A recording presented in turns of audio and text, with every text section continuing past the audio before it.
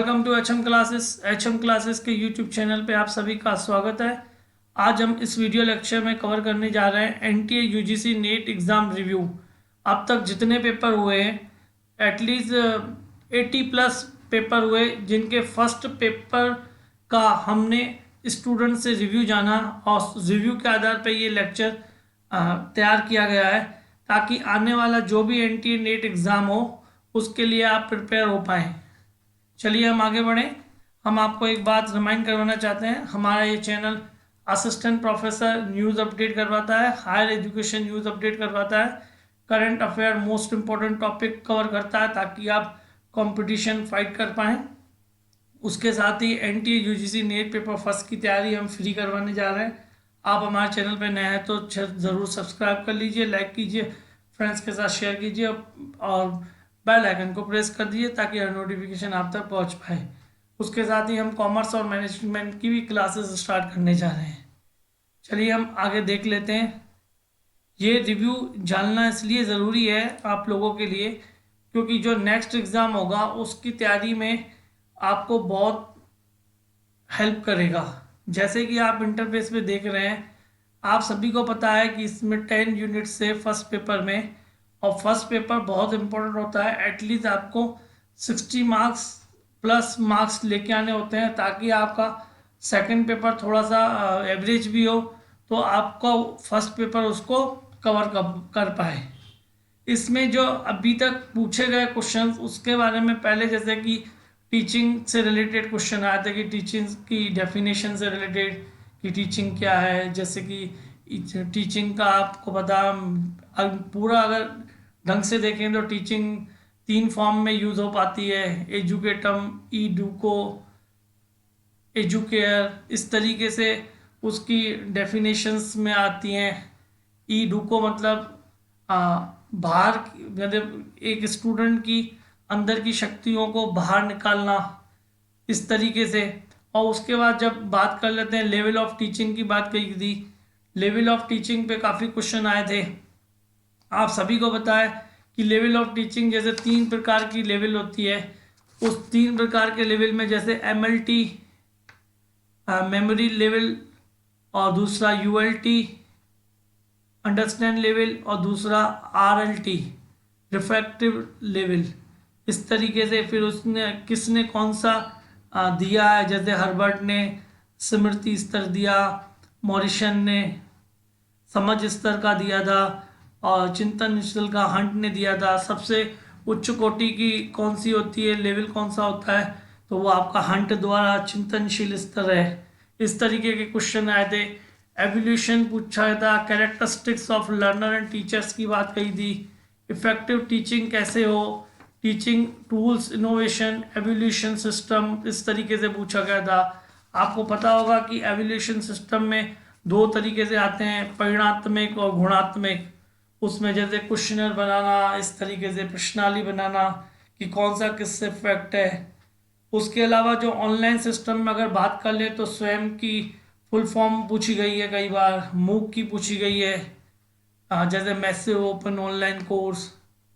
फिर स्वयं प्रभा के बारे में पूछा गया था, ये क्या है। एक क्वेश्चन इस तरीके भी आया था कि स्वयं प्रभा क्या है, डीटीएच चैनल कौन सा है, टीचिंग एड मटेरियल कौन से यूज़ करते हैं।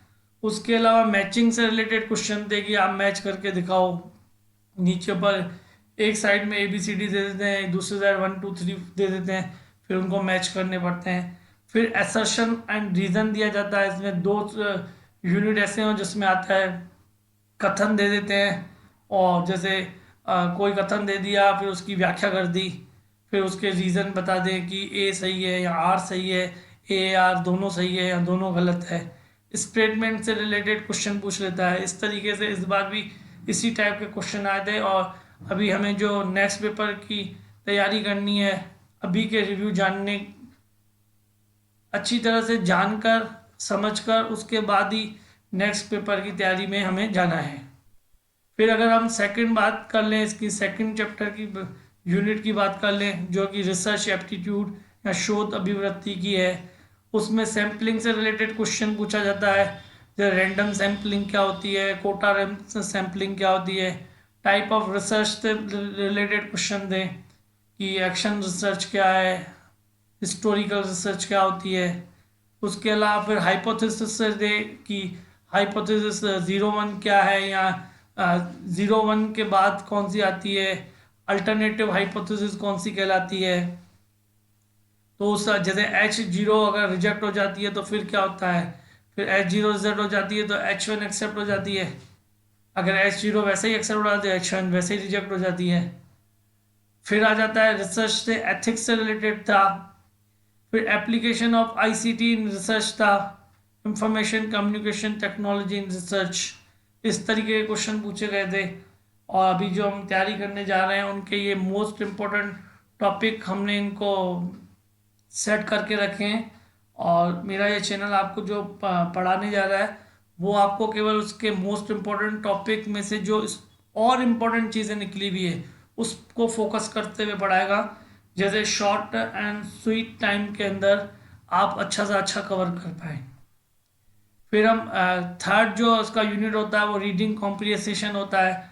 वो तो आपको एक पैराग्राफ पूछ लेते हैं, उस पैराग्राफ में से एक क्वेश्चन पूछे हैं। और इस बार जो रीडिंग कॉम्प्रिहेंशन पूछा गया था वो इतना हार्ड नहीं था, आप मॉडरेटेड आप बोल सकते हैं कि थोड़ा मॉडर्न टाइप में था, लेकिन इतना हार्ड नहीं था, एवरेज भी था। कई पेपर में एवरेज भी मिला, कई पेपर में मॉडर्न रूप में भी उसको दिखा गया था।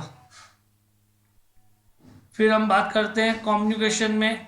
कम्युनिकेशन में आपको पता है कि जैसे कम्युनिकेशन क्या होता है, आपको पता है कम्युनिकेशन वर्ड लैटिन भाषा का वर्ड है जो कम्युन्यूस से निकला हुआ है, जो आपस में समझ स्थापित करते हैं। एक व्यक्ति के द्वारा जिस अर्थ में जो बात कही गई है वो दूसरा व्यक्ति उसको उसी अर्थ में समझता है और उसका फीडबैक देता है। तो इस तरीके से कम्युनिकेशन कहलाता है। उसका फीडबैक देना कम्युनिकेशन का पूरा प्रोसेस कहलाता है। अगर कहते हैं कि फीडबैक अगर नहीं आता है तो कम्युनिकेशन प्रोसेस कंप्लीट नहीं होता है। फिर बैरियर्स की बात पूछी गई थी कि कौन कौन से बैरियर्स होते हैं। टाइप्स पूछे गए थे, इंट्रा और इंटर क्या होता है। जैसे इंट्रा अपने आप से बातें करना इंट्रा कहलाता है। इंटर यानी एक व्यक्ति दूसरे व्यक्ति से बातें करता है, उस तरीके से इंटर कम्युनिकेशन कहलाता है। फिर मास का ग्रुप और मास कम्युनिकेशन कहलाता है। ग्रुप तो जैसे आप 5 6 जने बैठ के बात कर लो, इस तरीके से ग्रुप कम्युनिकेशन। और मास कम्युनिकेशन जो पब्लिकेशन हाउस होते हैं, जैसे न्यूज़ चैनल्स होते हैं, ये सब मास कम्युनिकेशन कहलाते हैं। फिर इफेक्टिव कम्युनिकेशंस में क्या आता है, उसके क्या एलिमेंट्स हैं, इस तरीके से क्वेश्चन पूछे गए थे। और फिर आपका फॉर्मल और इनफॉर्मल कम्युनिकेशन आता है। एक इनफॉर्मल कम्युनिकेशन पे तो हमेशा ही क्वेश्चन आता है, ग्रेपवाइन कम्युनिकेशन कौन सा है, चैन कम्युनिकेशन कौन सा है, वाई कौन सा है, इस तरीके से गॉसिप कौन सा है। तो ग्रेपवाइन का तो बहुत आता है, वो जो कि अनौपचारिक संप्रेषण कहलाता है। इसमें वर्बल जो होते हैं कम्युनिकेशन, वो भी उससे रिलेटेड भी क्वेश्चन काफ़ी पूछे गए जाते हैं। इस तरीके से इस बार भी क्वेश्चन पूछे गए थे। और हम आने वाले पेपर के लिए भी ये सारी चीज़ें ध्यान में रखते हुए टॉपिक रेडी करके आपके सामने प्रेजेंट होंगे। आप हमारे चैनल पर नए हैं तो ज़रूर सब्सक्राइब कर लीजिएगा, क्योंकि हम सारी चीज़ें फ्री में पढ़ाने जा रहे हैं। फिर हम मैथमेटिकल रीजनिंग एंड एप्टीट्यूड की बात कर लेते हैं। सीरीज टेस्ट के क्वेश्चन काफ़ी इजी आए भी थे, और आज तक देखा गया है कि एनटीएन पेपर फर्स्ट में सीरीज टेस्ट काफ़ी इजी पूछ लेता है, हर कोई उसका सॉल्यूशन कर लेता है। आप थोड़ा सा भी एफर्ट लगाते हैं और सीरीज टेस्ट आपका हो जाता है। स्पीड से रिलेटेड भी आ जाता है, distance time fraction age number series वगैरह थे। कोडिंग और डिकोडिंग था, डायरेक्शन था। जो ये मैथमेटिकल रीजनिंग था वो एवरेज पूछे गए थे, और काफ़ी कैंडिडेट ने थोड़ी सी भी अगर स्टडी की होगी या फोकस किया होगा तो उन सब ने वो चीज़ें की। फिर हम बात करते हैं लॉजिकल रीजनिंग की, युक्तिकरण तर्क, जिसमें इंडक्टिव और डिडक्टिव आगमन तर्क और निर्गमन तर्क के बारे में बताया गया है।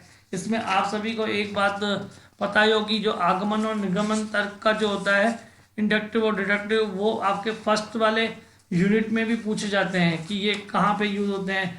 जैसे अगर आगमन विधि की बात कर लेते हैं, जिसमें जिसमें विशिष्ट से सामान्य की ओर चलते हैं, उदाहरण बताकर सिद्धांतों का प्रतिपादन करते हैं, स्थूल से सूक्ष्म की ओर चलते हैं, छोटे बच्चों के लिए उपयोगी होता है। ये इंडक्टिव मेथड है। अगर हम डिडक्टिव मेथड की बात कर लें तो ये उच्च कक्षाओं के लिए, बड़े विद्यार्थियों के लिए है।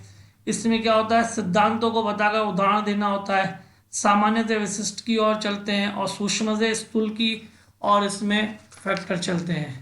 ये फर्स्ट यूनिट में भी होता है और इसमें भी, इस यूनिट में भी होता है। और Indian logic, source of knowledge, जैसे प्रमाणा क्या होता है, अप्रमाणा क्या होता है, इन्फ्रेंस क्या होता है, अनुमान क्या होते हैं, इसके एक एक दो क्वेश्चन इसमें भी पूछे गए थे और वापस पूछने की भी संभावना है, तो हम इस चीज़ पे भी आगे फोकस करने जा रहे हैं। फिर हम बात करते हैं डेटा इंटरप्रिटेशन। इस बार बहुत ही मॉडरेट भी नहीं कह सकते इसको, अ, किसी पेपर में, जैसे कि आप कहिए कि मैनेजमेंट और कॉमर्स के पेपर में फिर भी मॉडरेट था डेटा इंटरप्रिटेशन, और मैनेजमेंट के पेपर में इजी आया था, और जो कि अदर सब्जेक्ट्स हैं, आर्ट्स के सब्जेक्ट्स हैं, उसमें डेटा इंटरप्रिटेशन बहुत इजी आया था, और कईयों ने 5 में से 5 नंबर उसमें से लिए हैं, 5 में से 4 नंबर लिए हैं। हमने कई इसमें आपकी आंसर की फाइनल कब आएगी और आपके रिजल्ट फाइनल कब आएगी, उस पर भी वीडियो अपलोड कर रखा है, आप चाहे तो देखिए, डिस्क्रिप्शन बॉक्स में आपको उसके लिंक मिल जाएंगे और हर सब्जेक्ट की कट ऑफ के लिंक मिल जाएगी।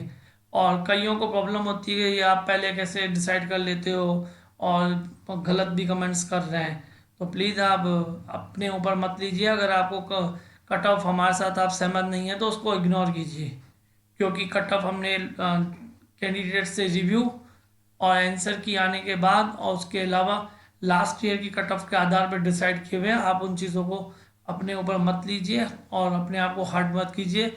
B positive, best of luck for your result, और don't be negative and don't lose your hope. फिर हम बात कर लेते हैं 8th यूनिट, जिसमें बात होती है इंफॉर्मेशन एंड कम्युनिकेशन टेक्नोलॉजी, सूचना और संचार प्रौद्योगिकी। ये बहुत बहुत एवरेज भी क्या, बहुत इजी आते हैं क्वेश्चन, अब तक भी इजी आए हैं और आगे भी, अगर कोई भी थोड़ा सा भी फोकस कर लेता है तो ये इनको कर लेता है इजीली। जैसे इनपुट डिवाइसेस कौन सी होती है, आउटपुट कौन सी होती है, full form of RAM, ROM, cache memory क्या है, primary secondary memory, computer languages से रिलेटेड, आईपी एड्रेस, इंटरनेट और इंटरनेट से रिलेटेड क्वेश्चन आ जाते हैं। आईपी एड्रेस को सेट करना इसमें से पूछ लिया था कई बार, और आगे भी इसकी पूरी संभावना है। रैम, रीड ओनली मेमोरी, रोम, रैंडम एक्सेस मेमोरी, इसमें प्राइमरी कौन सी है। आप सभी को पता होगा रैम और रोम दोनों प्राइमरी मेमोरी होती हैं, और सेकेंडरी मेमोरी की बात करें तो हार्ड डिस्क हो गई, फ्लॉपी हो गई, आपकी पेन ड्राइव हो गई, इस तरीके की इसमें सेकेंडरी मेमोरी आती है। कंप्यूटर लैंग्वेजेस में जब उसकी जनरेशन स्टार्ट हुए थे, कितने, अभी कौन सी जनरेशन चल रही है, फर्स्ट जनरेशन में कौन सी लैंग्वेज थी, थर्ड में कौन सी थी, और इस तरीके के क्वेश्चन आते हैं और अभी भी आए हुए थे। आने वाले पेपर्स में हम इन चीज़ों पे भी फोकस करने जा रहे हैं। फिर हम बात करते हैं पीपल डेवलपमेंट एंड इन्वायरमेंटल। इसमें आपसे जो मेन, तो इसमें दो चीज़ें जैसे मायने रख रही थी कि मिलेनियम डेवलपमेंट गोल MDGs, जो कि 2000 से स्टार्ट होकर 2015 तक चले थे, और उसमें 8 गोल डिसाइड किए थे। तो फ्रीक्वेंसली उसके सीरीज भी वो पूछ लेता है कि कौन सा किसके बाद है और ये कब स्टार्ट हुए थे, इस तरीके भी क्वेश्चन देखने को मिले थे। हो सकता है आपने जो दिया मे बी आप में नहीं हो इस लेवल का, लेकिन आपको मैं बता दूं कम से कम 85+ सब्जेक्ट्स और उनकी भी अलग अलग शिफ्ट्स में पेपर हुए थे, और इतने पेपर्स में फर्स्ट पेपर सबका कॉमन था और सबका अलग था। तो आपका हो सकता है कुछ मैच नहीं करता हो, लेकिन कईयों के मैच किए थे। फिर सस्टेनेबल डेवलपमेंट गोल की बात की थी, SDGs, जैसे 2015 से लेकर 2030 के बीच में चल रहा था। इसमें 17 ऑब्जेक्ट थे, इसके कौन से ऑब्जेक्ट थे, कई बार पूछा 8 में और 17 में क्या डिफरेंस रहा था। पॉल्यूशन से रिलेटेड क्वेश्चन पूछा गया था, Kyoto protocol, Montreal code. Last time तो क्योटो प्रोटोकॉल पे पूछ लिया था कि ये कितने साल का था। Montreal and Vienna convention, Paris agreement, एक पेरिस एग्रीमेंट पे भी क्वेश्चन आया था कि ये कितने साल के लिए था। कार्बन डाइऑक्साइड इमिशन से भी रिलेटेड पूछ लेता है कई बार, और इसमें भी। तो आगे आने वाले पेपर में हम इन चीज़ों को भी हम फोकस करने जा रहे हैं। और वेरी शॉर्ट एंड स्वीट आपको नोट्स मिलेंगे और बहुत ही डेप्थ की स्टडी से अच्छा तो मैं आपको मोस्ट इम्पोर्टेंट, आप कई चैनल्स पे देखा होगा कि बहुत डेप्थ में पढ़ा रहे हैं, और मैं आपको बिलीव करवाना चाहता हूँ कि मेरा ये चैनल आपको मोस्ट इम्पोर्टेंट चीज़ें ही पढ़ाने जा रहा है, जिससे आपको बहुत ही कम समय में बहुत अच्छा कवर कर सकते हैं। इवन 1 मंथ में ही ये हमारे वीडियो देखकर आप पेपर में एटलीस्ट 50+ मार्क्स आराम से ला सकते हैं। फिर आपको बात कर रहा हूँ हायर एजुकेशन, उच्च शिक्षा प्रणाली से रिलेटेड। इसमें एजुकेशनल जो कमीशन आए हुए हैं, जो भी आपने हंटर आयोग आया हुआ है, कोठारी आयोग है, राधा कृष्णन आयोग है, इस तरीके से अ, वो सारे आयोग से रिलेटेड क्वेश्चन थे, सेंट्रल एंड स्टेट यूनिवर्सिटी से थे। और इस बार जैसे आया था कि यूनिवर्सिटी ऑन गंगा रिवर पे रिलेटेड एक क्वेश्चन आया था। फिर स्पोर्ट यूनिवर्सिटी से रिलेटेड आया था, कहाँ पर है। उसके बाद एजुकेशन पॉलिसी, अभी तो आपको पता होगा 2020 में अभी रिसेंटली एक न्यू एजुकेशन पॉलिसी को परमिशन दी गई है। वो एजुकेशन पॉलिसी पे पूरा कंप्लीट वीडियो भी आपको मिल जाएगा हमारे चैनल पे, आप देखना चाहें तो वो देख सकते हैं। उसमें सारी बातें कवर की गई है कि अभी एजुकेशन सिस्टम कौन सा स्टार्ट होने जा रहा है और पहले कौन सा था, और किस तरीके से लैंग्वेजेस इसमें आएगी, किस तरीके से स्ट्रक्चर होगा, ये सारी चीज़ें हमने कवर कर रखी हुई हैं। फिर लास्ट हम देख लेते हैं, अभी रिसेंटली ये चीज़ें थी जो अभी भी आ सकती है। यूनिवर्सिटी ग्रांट कमीशन की तरफ से total number of university in the country as on 4 अगस्त 2020 को ये वाली यूनिवर्सिटी थी। जैसे डीम टू बी यूनिवर्सिटी 124 थी, स्टेट यूनिवर्सिटी 412 थी, प्राइवेट यूनिवर्सिटी 361 थी, सेंट्रल यूनिवर्सिटी 53 थी। इस तरीके टोटल यूनिवर्सिटी अभी जो वर्किंग है 4 अगस्त को जो उन्होंने रिपोर्ट दी थी, उसमें 950 यूनिवर्सिटी टोटल कवर की गई थी। चलिए, मैंने जितना रिव्यू आपको इसलिए सारा बताया ताकि हम आगे आने वाले पेपर की तैयारी अच्छी तरह से कर पाएँ। और इसमें एक बार फिर आपसे रिमाइंड करवा दूँ, हमारे channel NTA NET paper first की तैयारी फ्री करवाने जा रहा है। आप हमारे चैनल पर नए हैं तो ज़रूर सब्सक्राइब कर लीजिए, फ्रेंड्स के साथ शेयर कीजिए, लाइक कीजिए और बेल आइकन को प्रेस कर दीजिए ताकि हर नोटिफिकेशन आप तक पहुंच पाए। फिर मिलते हैं नेक्स्ट लेक्चर में। Keep watching our channel. Thank you.